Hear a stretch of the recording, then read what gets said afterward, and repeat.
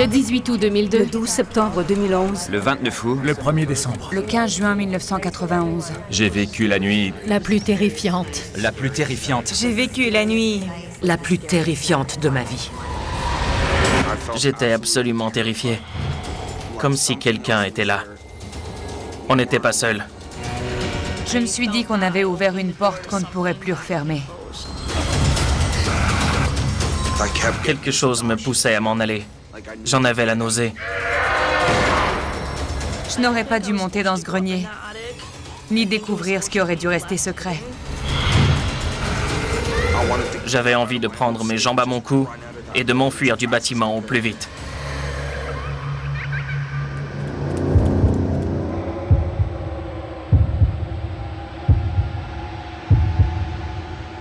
Je m'appelle Justin et le 22 octobre 2008, j'ai vécu la nuit la plus terrifiante de ma vie.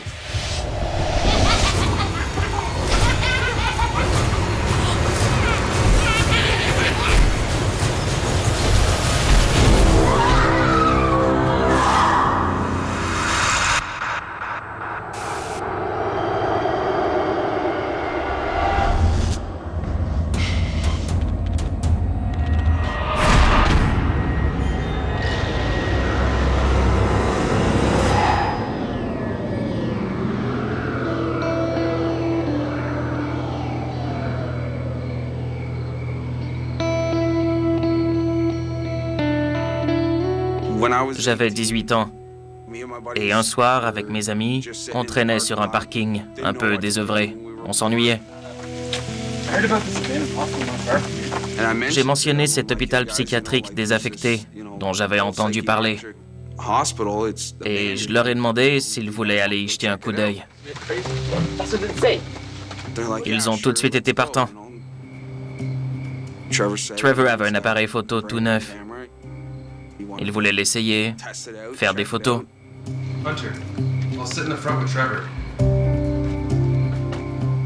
Un ami m'avait parlé de cet hôpital psychiatrique. Ça avait éveillé ma curiosité. Je voulais aller voir de quoi ça avait l'air.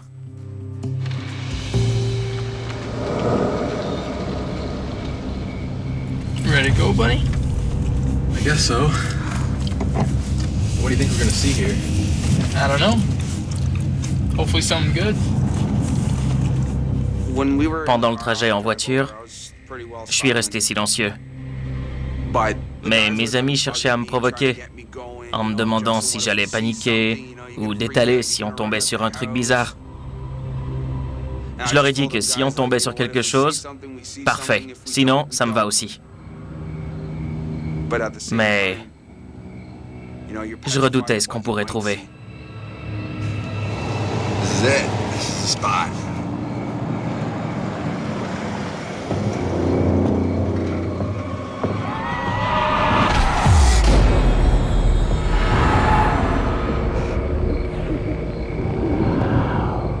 On avait pris une route qui débouchait sur l'arrière pour ne pas se faire prendre.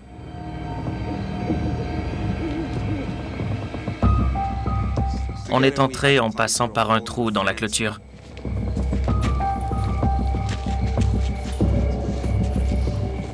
On se trouvait à environ 10 mètres de la façade du bâtiment.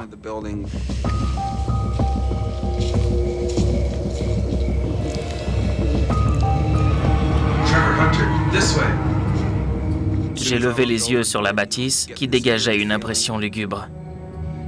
Les fenêtres étaient placardées, ça tombait en ruine.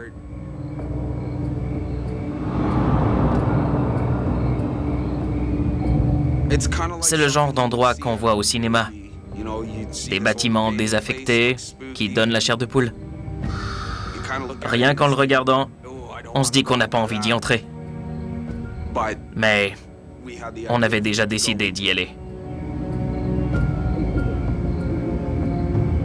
Pour pénétrer à l'intérieur, le seul moyen, c'était de passer par un trou entre les planches.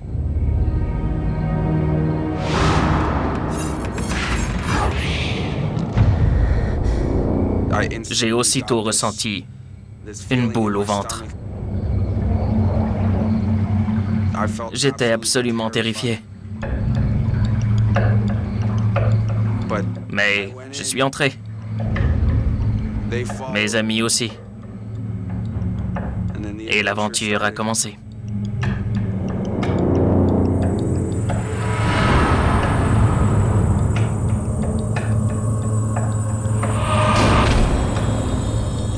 Je venais à peine d'entrer que j'ai ressenti le besoin pressant de ressortir. J'avais l'intuition qu'il valait mieux que je parte.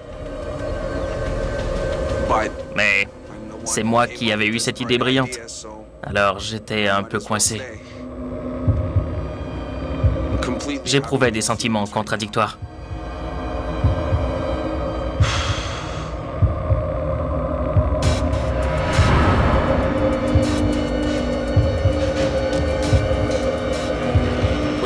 Tandis qu'on avançait le long du couloir, on voyait sur les murs qui nous entouraient la peinture qui s'écaillait.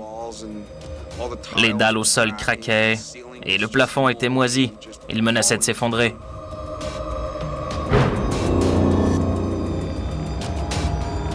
Alors qu'on explorait les lieux, je me suis senti envahi par une présence.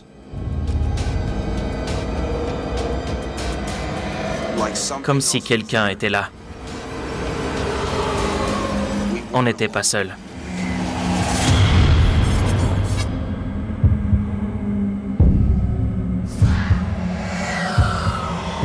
Quelque chose me poussait à m'en aller. J'en avais la nausée.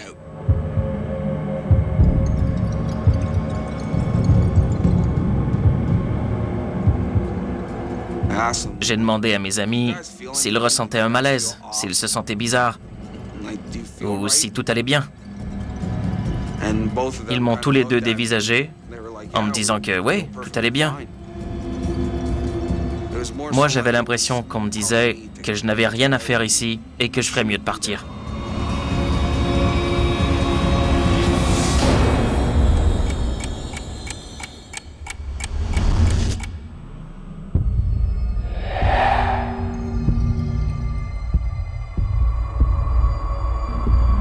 On a trouvé les escaliers qui montaient à l'étage. L'escalier faisait un virage. Ça nous empêchait de voir le palier. Tous les trois, on s'est regardés, l'air de dire « Qui va monter le premier ?» Ils m'ont dit que c'était mon idée, que c'était donc à moi d'aller devant.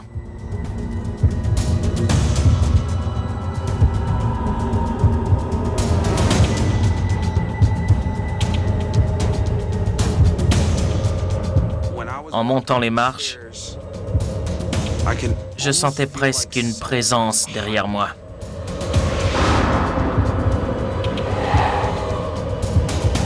Je le décrirais comme une sorte d'énergie statique, froide, avec le sentiment que quelqu'un respirait dans mon cou, comme si quelqu'un se tenait juste derrière moi.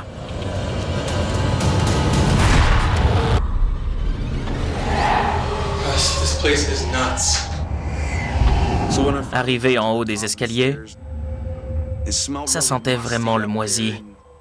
Ça sentait la poussière et des toiles d'araignée pendaient du plafond. De vieilles portes à moitié déboîtées pendaient sur leur charnière.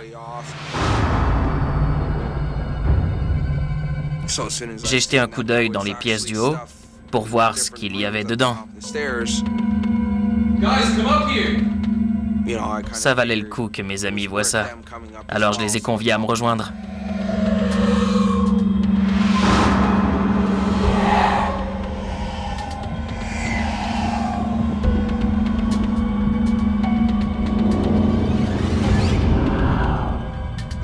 Je continuais d'avancer dans le couloir sans attendre qu'ils aient posé le pied sur les premières marches.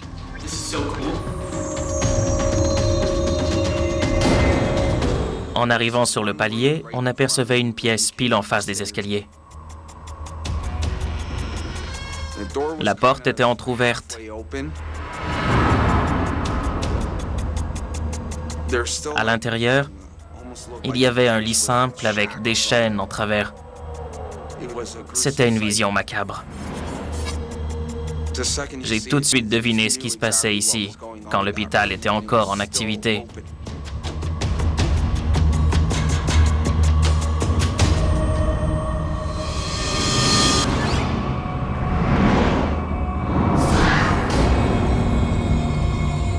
À ce stade, Trevor était occupé à prendre en photo les murs et l'aspect général du bâtiment à l'intérieur. Alors que j'inspectais les lieux, j'ai aperçu une ombre qui traversait. J'ai regardé par-dessus mon épaule et près de la porte se tenait la silhouette d'un homme plutôt grand qui me lançait un regard noir. Il portait un sarrau blanc. J'en ai déduit que c'était un des anciens docteurs de l'hôpital psychiatrique. Il se tenait immobile. Je me sentais dévisagé. C'était le fantôme d'un homme qui dégageait une impression de domination. Je jurerais l'avoir entendu dire « Va-t'en ».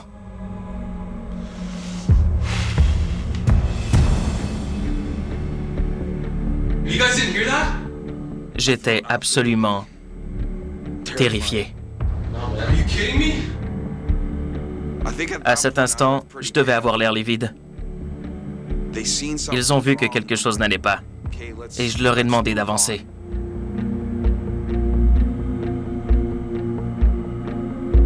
Je suis entré dans une autre pièce. Elle me faisait penser à une salle d'attente médicale.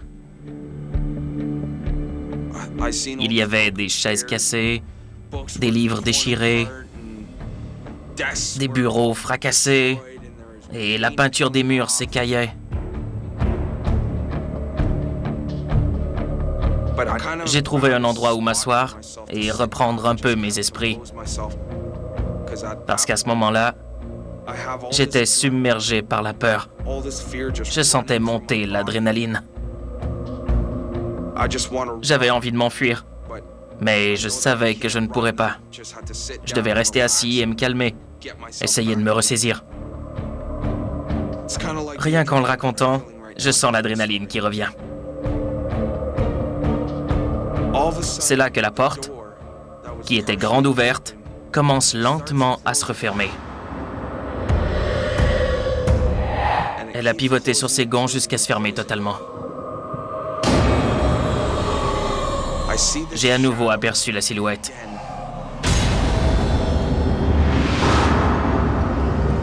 J'étais sûr qu'il s'agissait du même homme et qu'il essayait de me faire sortir du bâtiment.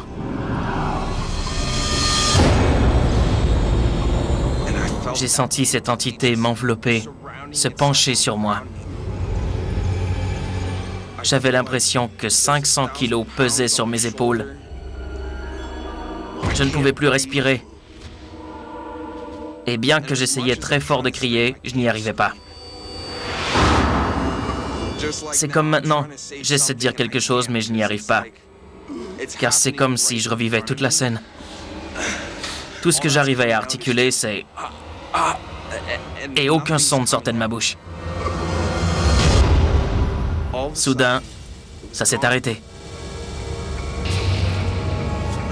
Je me suis dit que ça suffisait, que je me fichais de ce que penseraient mes amis.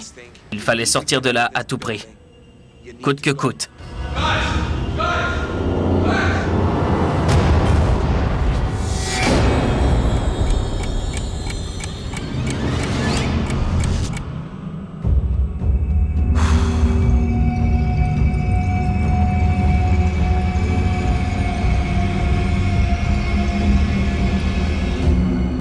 Après avoir retrouvé mes esprits,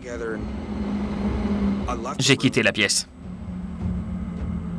Je voyais bouger le faisceau des lampes de mes amis à l'autre bout du couloir. Ils étaient loin de vivre l'expérience traumatisante que je venais de vivre. Pour eux, c'était plus comme une sorte d'aventure. I'm serious. Alors que moi, je venais de vivre la pire expérience de ma vie. We have to go. We just got here. Come on. Je leur ai dit que ça suffisait, qu'il fallait qu'on parte, qu'on fiche le camp de là.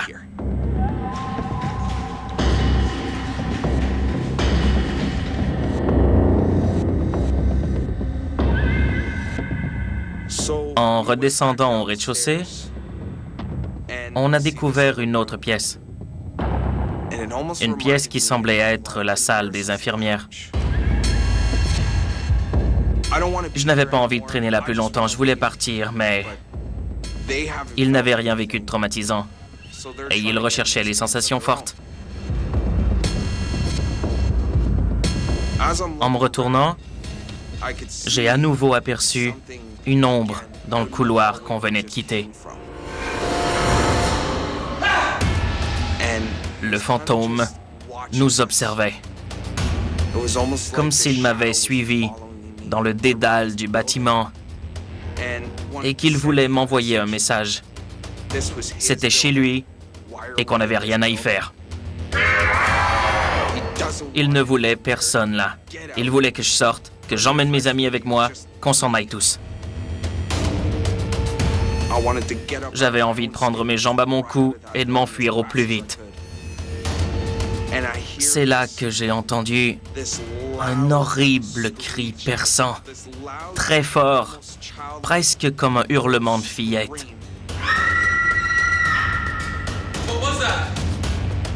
Un cri assourdissant et qui a semblé durer une éternité. J'aurais juré que mes amis l'avaient entendu aussi, mais ils ne bronchaient pas. Je me suis tourné vers eux pour leur dire.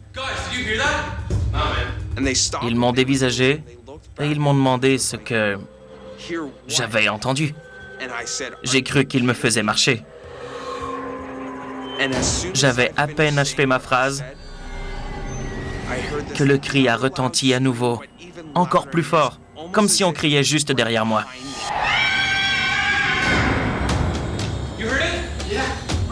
Je leur ai demandé s'ils l'avaient entendu cette fois. Les deux ont répondu oui. On a détalé aussi vite qu'on pouvait. Mais Trevor ne nous a pas suivis. J'ai fait demi-tour et j'ai vu que le fantôme qui me suivait depuis là-haut l'avait attrapé et soulevé avant de le jeter en avant, face contre terre.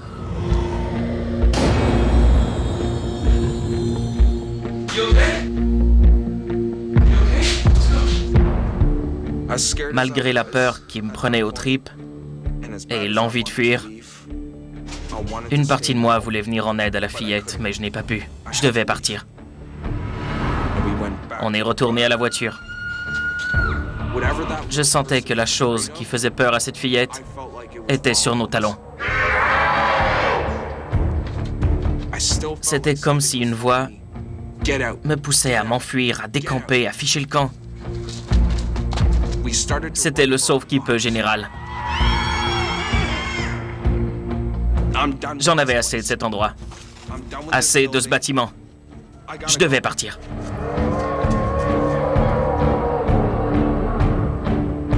J'ai aidé Trevor à s'asseoir, jeté un coup d'œil au bâtiment et à une des fenêtres, en haut, j'ai très distinctement vu la silhouette de la fillette qui avait crié.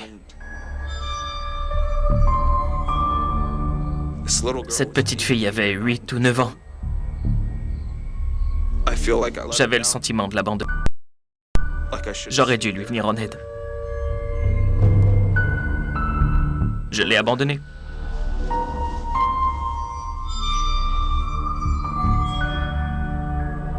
On peut passer à la suite, s'il vous plaît.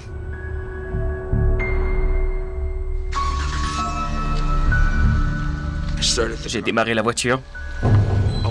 Je voulais lever les yeux vers la fenêtre pour voir si elle était encore là. Mais je me sentais tellement coupable que je ne pouvais pas. Je n'osais pas regarder. J'avais tellement peur de ce que je risquais de voir. Alors j'ai embrayé et on est parti. Et je n'y suis jamais retourné.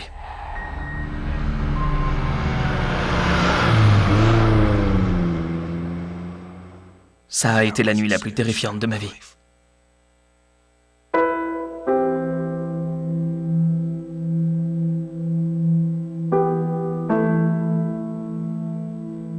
J'ai toujours douté de l'existence des esprits,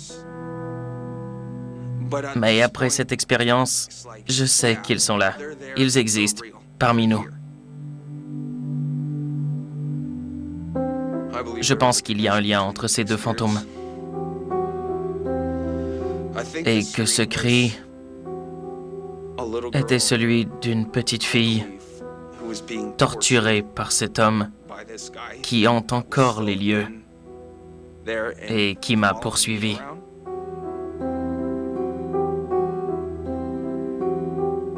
Je pense qu'il la garde là-bas contre son gré, qu'il ne la laisse pas traverser. Il la séquestre.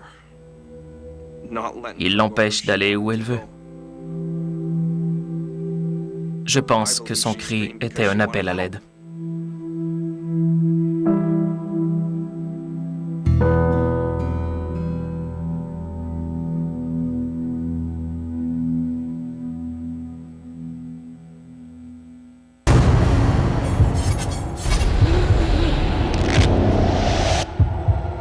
Je m'appelle Megan.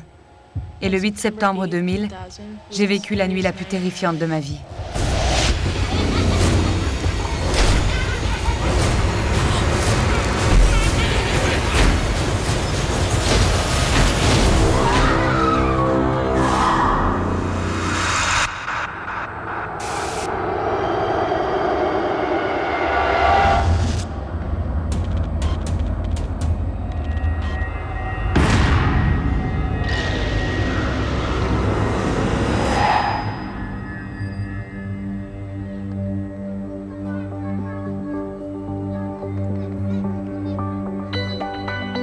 Quand j'avais 8 ans, on s'est installé dans cette nouvelle maison. Ma sœur et moi, on était contentes parce qu'on avait enfin une chambre chacune. Lisa est ma grande sœur et on a toujours été très complices. On jouait souvent sur le trottoir car notre cour arrière était toute petite. Mais la maison était magnifique. Elle avait 2 étages. Et quand on y a emménagé, je l'adorais.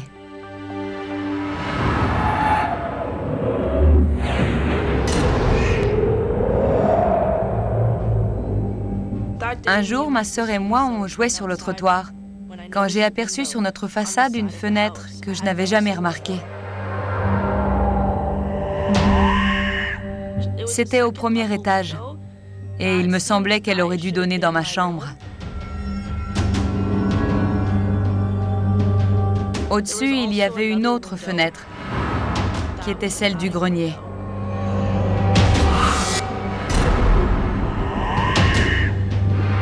J'avais 8 ans et j'étais intriguée par la fenêtre du grenier que je n'avais jamais remarquée. Ça ne faisait que quelques jours qu'on avait emménagé quand j'ai découvert ça.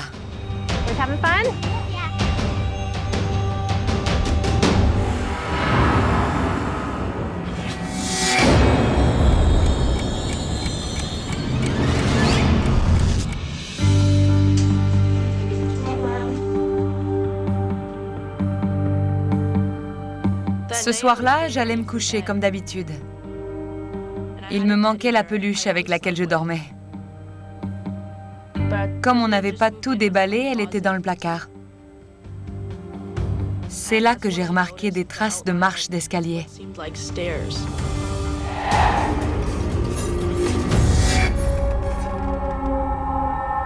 À cause de la fenêtre que j'avais vue dans l'après-midi, j'étais un peu plus intriguée par cette maison. J'avais envie de l'explorer un peu plus. Ces marches m'ont fait réaliser que la maison renfermait des secrets que je ne connaissais pas.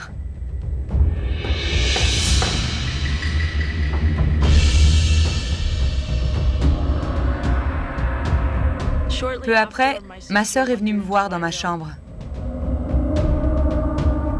Je lui ai parlé de l'escalier.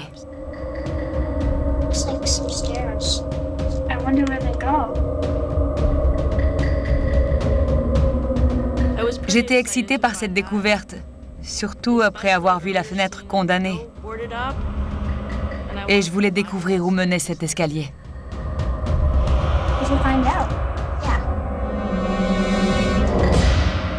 Pour moi, il était clair que de l'autre côté de ce mur, on allait trouver une cage d'escalier.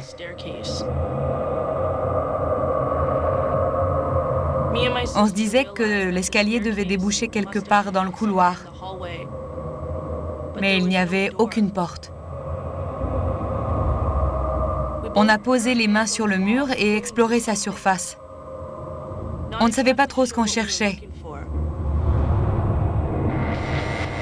À un endroit, j'ai senti comme un souffle d'air à travers le mur. Cette portion du mur avait l'air différente.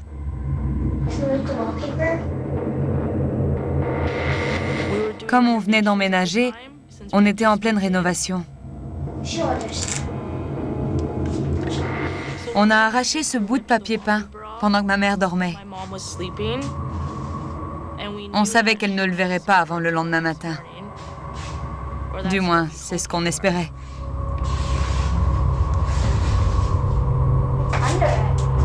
Sous le papier peint arraché, on a découvert une porte. C'était presque comme si le mur donnait sur une pièce secrète. J'ai trouvé très étrange que quelqu'un recouvre une porte de papier peint. Plus tard, j'ai compris pourquoi.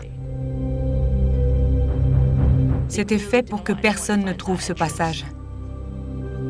Mais on a ouvert la porte.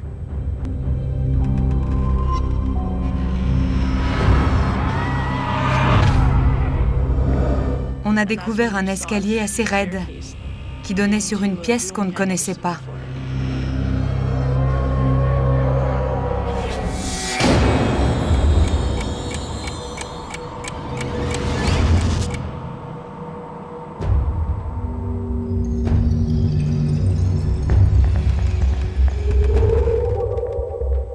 On avait vu juste avec ma sœur. Il y avait bien un escalier secret.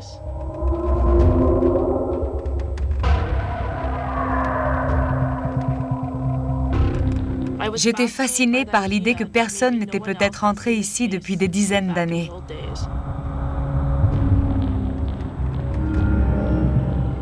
Il y avait à peu près 8 ou 9 marches au total. Ça débouchait dans une pièce très sombre.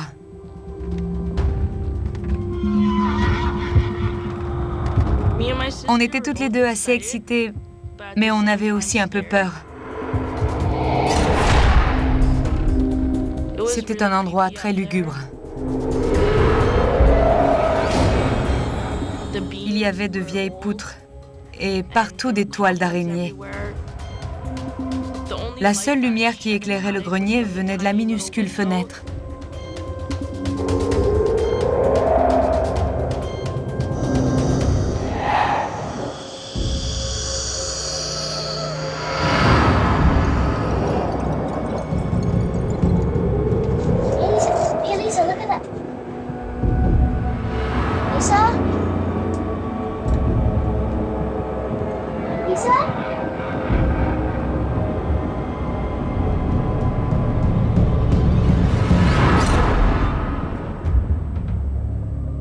Quand elle est revenue avec la lampe de poche, on s'est aperçu qu'il y avait plein de choses stockées dans ce grenier. La plupart de ces objets étaient des babioles sans valeur, laissées là par les anciens propriétaires. On a trouvé un certificat de mariage. Il y avait aussi de vieilles pièces de monnaie et des journaux.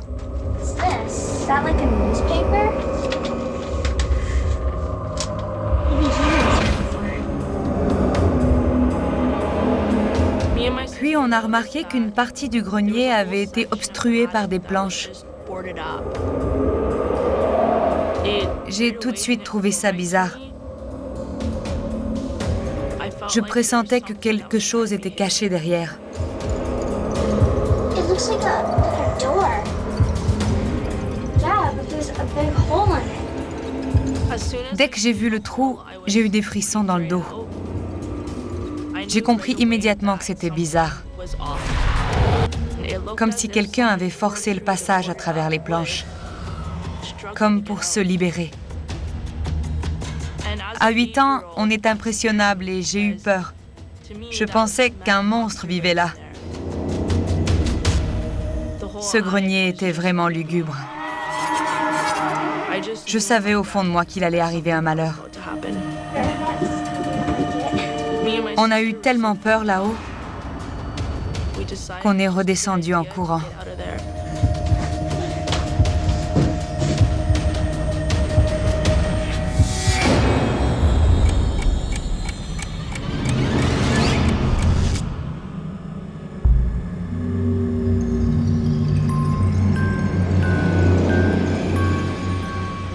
Je n'étais pas rassurée par ce qu'on avait vu.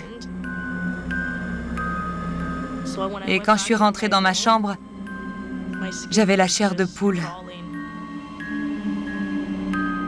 J'ai entendu mes clowns jouer de la musique.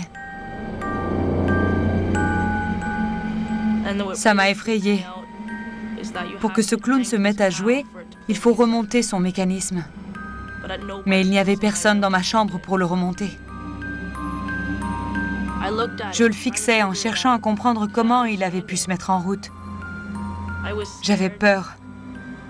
Je pensais que ma chambre était hantée, que la maison était hantée. Je me suis dit qu'on avait ouvert une porte qu'on ne pourrait plus refermer.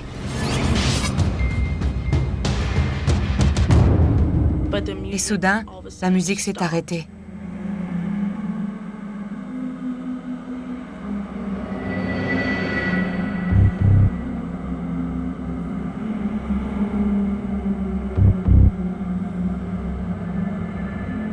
Après ça, je ne suis pas arrivée à m'endormir, car j'avais trop peur. Je me suis enfouie sous les couvertures et j'ai essayé de penser à des choses joyeuses. J'essayais de me convaincre qu'il existait plusieurs explications à ce phénomène.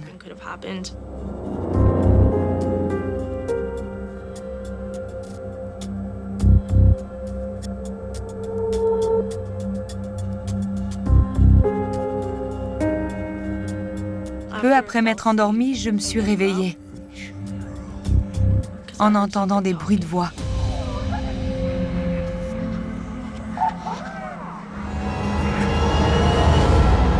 J'ai cru que c'était ma sœur derrière la porte. Elle venait souvent dormir avec moi. Mais j'ai réalisé que ça venait des poupées sur la commode. Elle s'était mise en marche et elle parlait tout en même temps, dans une sorte de brouhaha.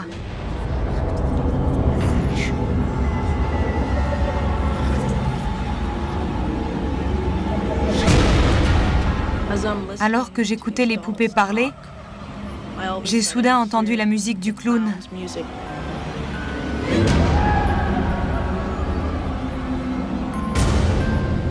Ça m'a tellement effrayée que j'ai couru dans la chambre de ma mère.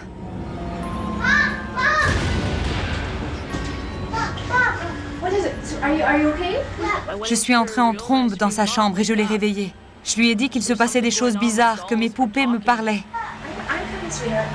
J'avais tellement peur.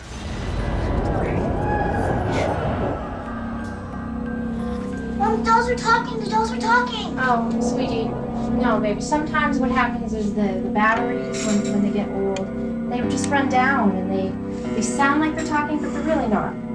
Évidemment, à ce moment-là, les poupées ne parlaient plus. No, nobody's in there. Elle m'a montré qu'il n'y avait personne, pas de croque-mitaine dans le placard. Nothing. Okay, can we go back to bed? Good day, friends. Ma mère m'a rassurée et m'a remise au lit. Mais je n'étais pas rassurée. Je savais que quelque chose clochait.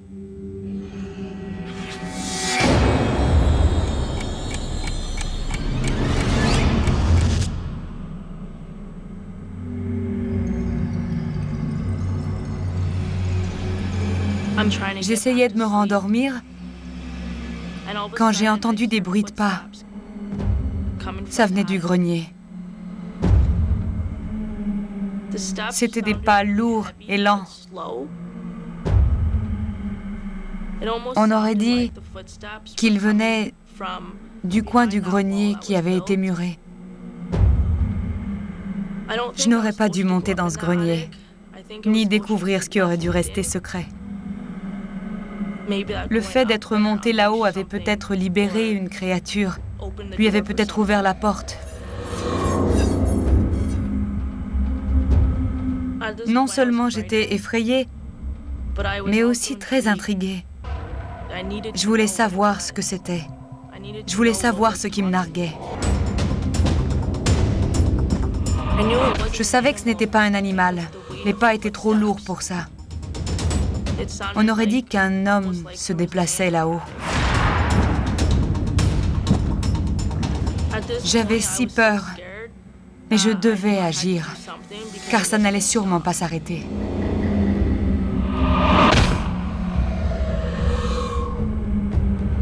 Je suis sortie de mon lit, j'ai marché lentement vers ma porte et j'ai ouvert. Ma sœur se tenait devant moi. Quand je lui ai demandé ce qu'elle faisait là, elle m'a dit qu'elle avait entendu qu'on l'appelait ou que quelqu'un avait chuchoté son nom.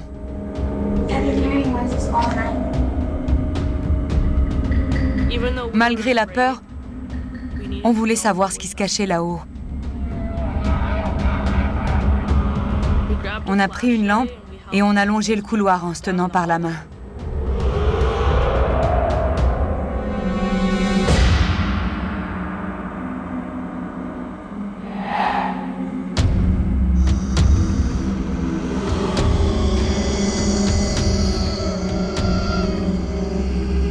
On a remonté l'escalier qui menait au grenier.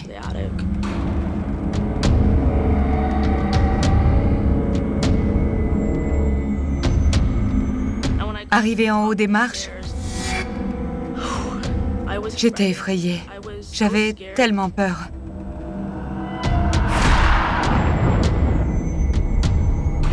J'ai jeté un coup d'œil à ma sœur et j'ai remarqué que son visage était livide. Si livide qu'on aurait dit un spectre. Ses yeux étaient écarquillés. J'avais très peur. Je savais que quelque chose d'effrayant se cachait derrière ce mur.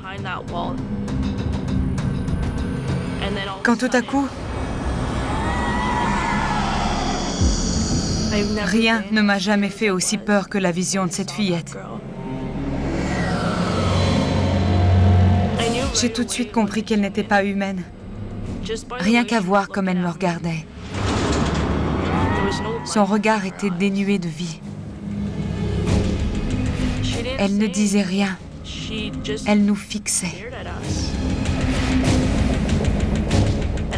J'observais le fantôme de la fillette qui se déplaçait lentement vers nous, de plus en plus près.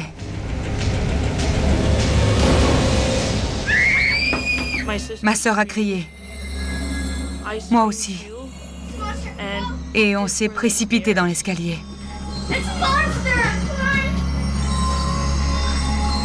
On était toutes les deux en état de choc, effrayées, paniquées.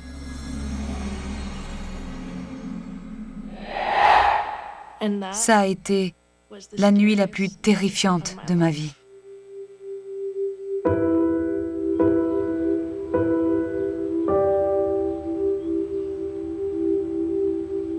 On n'était pas les seuls à avoir eu ce genre d'expérience dans la maison. En y repensant, je réalise qu'on n'aurait pas dû découvrir l'existence du grenier. Quelqu'un s'était donné beaucoup de mal pour le cacher. Quand j'ai quitté la maison quelques années plus tard, je suis tombée sur un ami de ma mère qui y avait vécu avant nous. Il a dit à ma mère qu'avant d'y emménager, les propriétaires précédents avaient fait bénir la maison parce qu'eux aussi avaient expérimenté un phénomène qu'ils ne pouvaient expliquer. Je crois que la fillette est morte dans cette maison il y a bien longtemps et qu'elle est prisonnière de cette pièce. Je ne sais toujours pas ce qui m'est arrivé cette nuit-là. Je ne sais pas qui était cette fillette, ni ce qu'elle attendait de nous, ma sœur et moi.